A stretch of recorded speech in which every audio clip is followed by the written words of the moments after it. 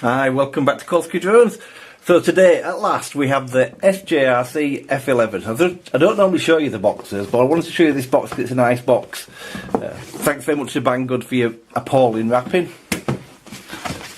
So inside we have the drone. You can see it's really nicely boxed. So in here you've got the controller, the drone itself. Then under here you have a second layer. And there you have your instruction manuals in there. It's a small instruction manual little box. Spare set of props, a full set, and your USB cable for charging the transmitter and the drone. So let's put that to one side. I just wanted to show you the box because it is a nice box.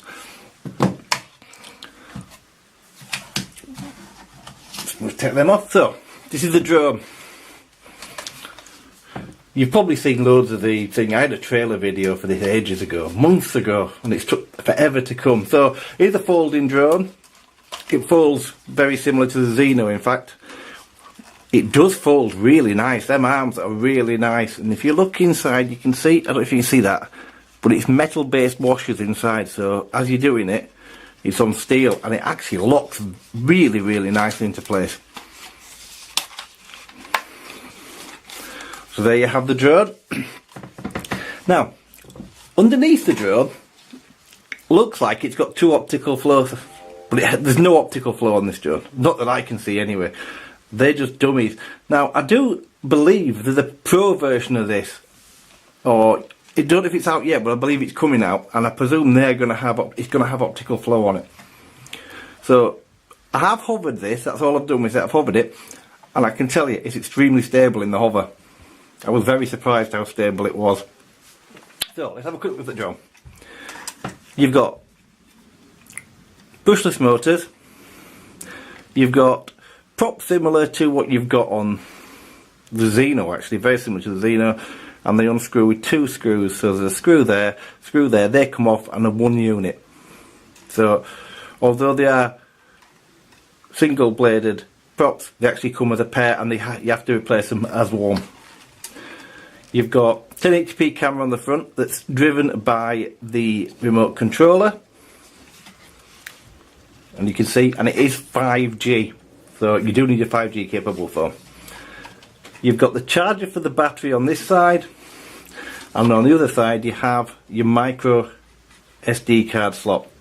Now, well, I remember, I've had a lot of trouble trying to get this thing to record to the micro SD card. So you might have to mess, it will not read a high, it won't read like a 64 gig card. I tried 64 gig, won't even see it. And I've had to mess around till I found a card to run on. So at the minute, it has a 16 gig card in there, and it seems fine with it. But I did have to mess around with it a lot, so a little bit of a downside on that, a little bit of a negative. But now I've got it, it seems fine. So the battery clips in the top, and it is a 2500 11.1 volt. So it's a 3S. Now this is the only big downside I've got with this. The charging USB, that seems to be the way everything's going yet, but this thing takes a good 4.5 hours to charge. So be warned that it takes a long time to charge. You can charge it quicker. I already charged it with a standard charger, a standard wall charger. If you get a 2.5 amp one, you can charge it a lot quicker, obviously, but I just did it with that way. So that's your battery. As you can see, contacts on the top, and it just clips it really nicely into there. It's a really nice fit, actually. Got legs at the front, very Mavic-esque, and then it sits on these two rubbers at the back. Very, very looks like a Mavic. Underneath it's plastic and there's some metal in it, but not very much. But it is nicely made. It is a quality piece of kit. I was surprised how good the quality was. I expected it maybe to be a bit more toy grade-ish, but it really is nice. Now the only other thing that I think is you can see the top there, them scratches. That's when you fold it, these blades are hitting the battery and it's scratching it. It's a minor little thing, but they could have maybe done a little bit better.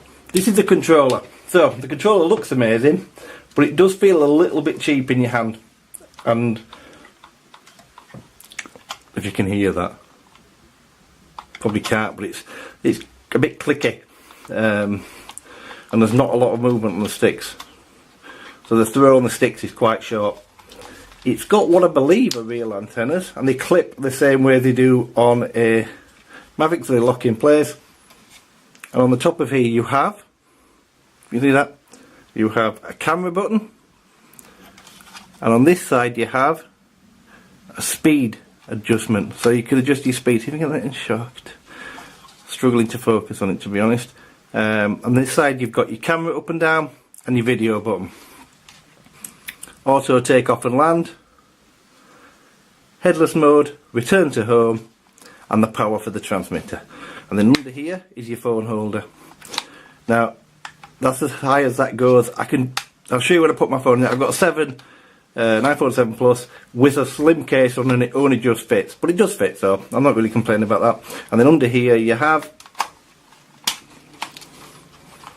these two pull down, like an Autel Evo I suppose, so you can hold it, and it does feel nice in your hand. It's a nice shape. I like the Evo controller because of that. The controller, it does feel a little bit cheap. It looks better than it feels in your hand. It weighs nothing because it's only got a little, I think it's a 350 milliamp hour 1S battery in here, so you don't get long, but it does charge ridiculously fast. I think it charges in 35 minutes, so it's still decent. So that's the controller, and this is the drone. So let's start it up and I'll show you, and we'll connect the app up. So single press on the top powers the drone on. So you can see you've got flashing red lights. Now because I fly mode 1, normally you just press the power button, but if I hold the camera button in and turn it on, I get 2 beeps and it will put it into mode 1. So I get mode 1 to fly in, which I prefer, and then obviously up and down on the throttle, because this side now your throttle, and there you go, it's bound. So let me just show you the camera. So that's the camera going up and down. I don't know if you can see that.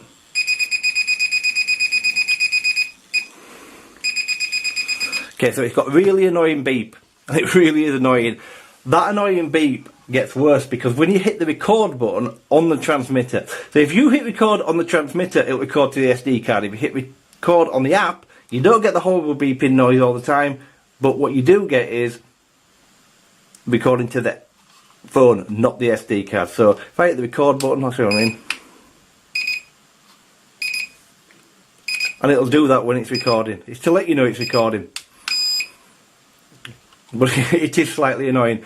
If you want to take off and you don't want to fly it in GPS mode, you hold that button in till it beeps, and now you're out of GPS and you're in altitude hold mode, and the little light on your transmitter's gone out. And if you can see there, hold it back in again, you're back into GPS mode. But I've got no GPS lock here obviously because I'm inside. So let me show you the app. So the app is SJRC Pro. Let me see if I can get you that. SJRC Pro. You can probably see it there. So obviously you need to go into your Wi-Fi settings and find your Wi-Fi. And then what you're looking for is, I can't remember what it is now. Yeah, SJRC Pro. Click on that. Come out of there, and then we'll go into the app. So this is the app. I quite like the app actually. It's not spectacular, but it does its job. The glare in here is horrendous. So let me just go down here. Change it to F11 GPS. There you go. Change that to F11 GPS and hit controls. And after a couple of seconds, you're in. So as you can see, not bad on the lag either. As I say, I've only hovered this, but when I was outside hovering it, I turned it around a few times and didn't seem to have any lag noticeable anyway, so really nice. The picture on the screen's decent. Well, in fact, it's very nice. The image is nice. So on your controller, you have various settings. You've got your camera functions down here, and then here you've got your other functions: take off and land, return to home, and then if you click that one, you've got follow me, etc., and all the other modes at the top. I'll go through the app more with you when we do the flight test on this. That button there will click you into your map, and it does work. That seems great. From my phone, it seems to work. I don't need to download the map as long as I had a 4G signal. And then if I click out of that, back into the app, here's where it stores your photos and videos. Now, I've got a video on it. Let me show you what it looks like. Now, this video was just with it in my hand. I know it's not a proper thing because I've got it on my phone, but that's with the drone in my hand recorded to the phone. So as you can see, the camera doesn't look bad at all. It's going to be what it flies like when it's flying. I've no doubt the drone's going to fly well. It's whether the camera's stable enough on the drone. It's got no stability. It's got no 3-axis or 2-axis gimbal, but that's going to be its telltale test. I've seen the Z5 camera and it doesn't look bad at all. So I know this isn't a true test, but I just thought I'd show you. And then if we come back out of there, you're back into your app. You've got VR if you want to fly it with your goggles on, obviously. And then you've got, on here, you have gesture mode.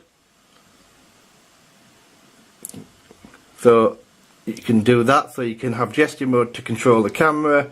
And then on here, you have some quite basic settings, to be honest, a bit much. You've got beginner mode, you got your flight distance, your flight altitude, and your return altitude. So I suppose the important ones are on there, but there's no different camera settings or anything like that. Down at the bottom, you've got your height, your depth, your vertical speed, and your horizontal speed.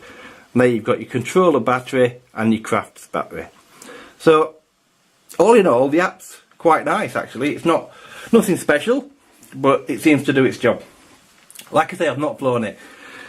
But for what I paid for this, so I paid £122.50, I think it was, £122.50. I bought it from Banggood, hence the disgustingly packaged box, because they didn't put in a black bag around the boxes, apparently adequate. Normally they come with some foam around them, this didn't. And that's what I paid for it.